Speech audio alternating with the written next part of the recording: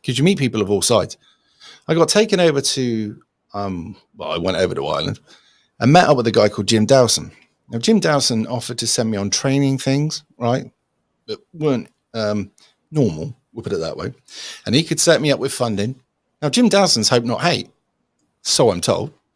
But I didn't want to get involved. I didn't know him well enough anyway. And I thought, why is this bloke coming out on a Sunday fucking morning in a hotel to meet me and want to help me and get me?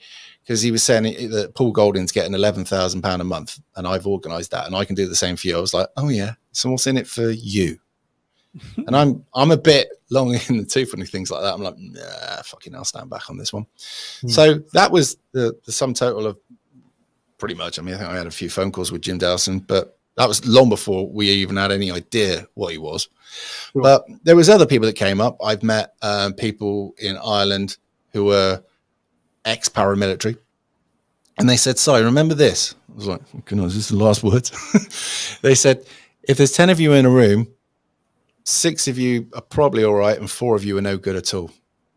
If you're in any sort of a movement or anything that's any threat to the system, there will be people in there. Now, Speaker's Corner is round-packed full of them.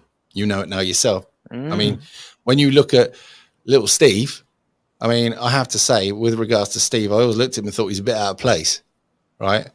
And why would you, don't take this the wrong way, if you're in a particularly white area of the UK, think, I've got to get out of here and move somewhere where it's multicultural. What's wrong with white people, mate? You know what I mean? Yeah. And why is it you want to move to one of the biggest shit bits? Sorry, that's parts of London are, right? I'm surrounded by trees, beautiful wildlife and loveliness, right? I look at London and go, fucking lovely here, isn't it? Fucking nearly getting run over. Yeah. It's not where I want to be. Why would you want to go there? I can't get the blokes thinking. I'm literally weeks away, if not months away, from leaving London. And I'm going to the countryside. I ain't coming back. London's a shithole. I hate it. It's fucked. Now, London's always been big, dirty, and multicultural for fuck me well over 100 years, isn't it? Because I mean, people think that this is a recent thing. In the like Jack the Ripper time, you had the Jewish section, you had the Dutch section, you had all sorts, right? You had that, right? So it's not a new thing, but it is a new thing all over the rest of Great Britain. However, I would not want to go and live in London. I hate going to London, right?